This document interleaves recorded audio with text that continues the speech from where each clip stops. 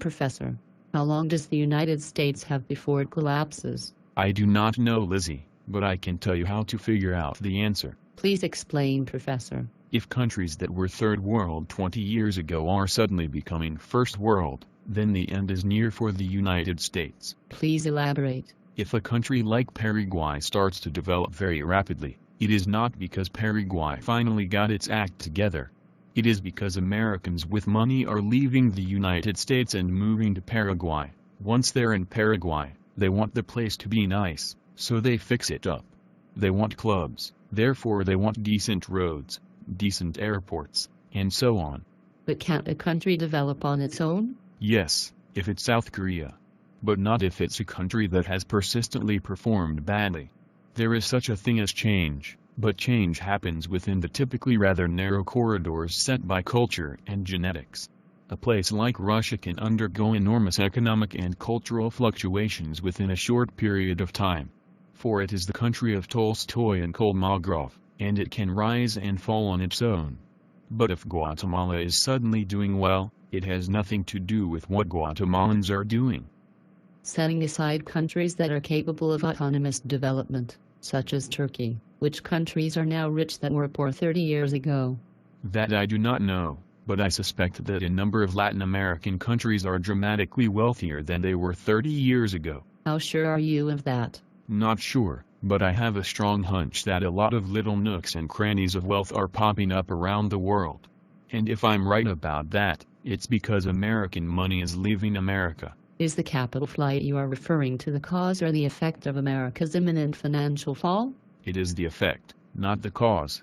A little bit of capital flight is fairly innocuous.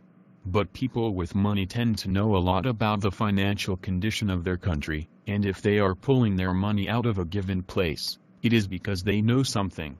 And in this case, it doesn't exactly take a genius to see the writing on the wall. This Turkey is going down. But doomsdayers are a dime a dozen, and they are always wrong. Not always. Plus, I'm not a doomsdayer. I'm saying that America's condition will deteriorate. I'm also saying that the rate of deterioration will accelerate.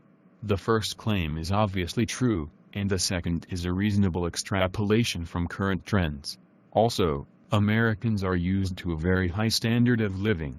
What Americans would regard as a financial catastrophe would be a bump in the road for people in other parts of the world. I am not saying that the streets will run red with blood, though I don't rule that out. I am saying that instead of having a sparkling existence, Americans will have a rather mediocre one. I'm kind of warming to your hypothesis, Professor. As you know, there are a lot of videos on YouTube about urban military drills and other such things. Ordinarily, I would dismiss those videos as so much rubbish. But there are a lot of them, and they were ominously consistent with one another. Plus, those videos are rather specific, and they tend to agree at the level of detail. Obviously there are a lot of hacks and phonies out there, like Gerald Celente. And there are some goofs, such as the political port lady, who can impersonate legitimate YouTubers for a few minutes before you see them for what they are. But after you set aside those jokers, there are a lot of YouTubers who are making rather specific and verifiable claims concerning the conduct of the police and the military. That reminds me, Professor. People who talk about chemtrails and other such bullshit are shills. That's right. Who cares about chemtrails? They're crop dusting. And even if they aren't, why talk about it? Why not talk about one of the many things that are clearly wrong instead of talking about something that has a 5% chance of being wrong? Exactly. One other thing.